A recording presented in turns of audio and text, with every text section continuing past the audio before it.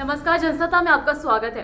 Qatar में FIFA world cup 2022 के final में अर्जेंटीना की टीम पेनाल्टी शूटआउट में डिफेंडिंग चैंपियन फ्रांस को 4-2 से हराकर 36 साल के बाद विश्व चैंपियन बनी।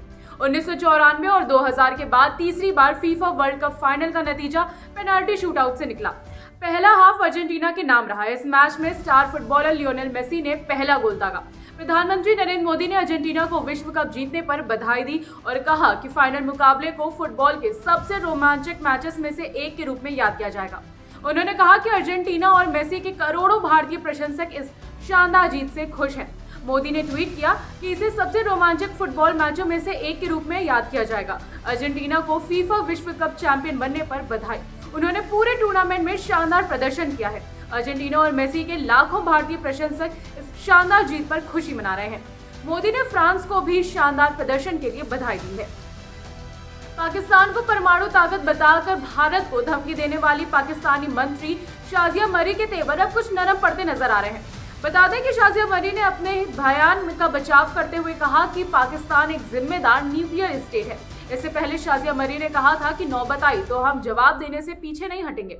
मरी ने एक ट्वीट कर कहा कि पाकिस्तान एक जिम्मेदार परमाणु देश है। भारतीय मीडिया में कुछ लोग माहौल खराब करने की कोशिश कर रहे हैं। शाजिया मरी ने 17 दिसंबर को बिलावल भुट्टो के विवादित बयान का बचाव करते हुए कहा था कि भारत सरकार हमें कहेगी तो उसका हम जवाब भी देंगे। हमारे पास परमाणु शक्ति का दर्जा खामोश बने रहने के लिए नहीं है। पाकिस्तान भी माकूल जवाब देना चाहता है, हम खामोश नहीं रहेंगे। अब इसके बाद खुद उन्होंने ही अपने बयान पर सफाई पेश की है।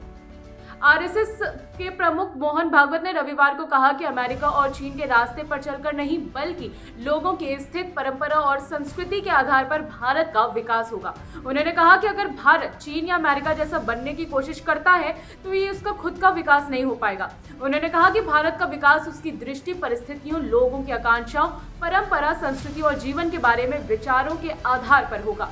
मुंबई में एक कार्यक्रम के दौरान बोलते हुए भागवत ने यह भी कहा कि यदि धर्म मनुष्य को समृद्धि और सुखी बनाता है लेकिन प्रकृति को नष्ट करता है तो उसे धर्म नहीं कहा जा सकता।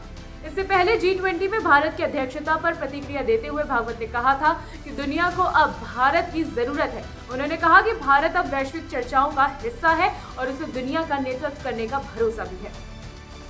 प्रधानमंत्री नरेंद्र मोदी रविवार को मेघालय और त्रिपुरा के दौरे पर गए। इस दौरे पर पीएम मोदी ने त्रिपुरा को 4,350 करोड़ रुपयों की सौगात दी। इसी दौरान पीएम मोदी ने एक जनसभा के दौरान जनता को संबोधित करते हुए कहा कि डबल इंजन सरकार का यही प्रयास है कि त्रिपुरा को लोकल से ग्लोबल कैसे बनाया जाए।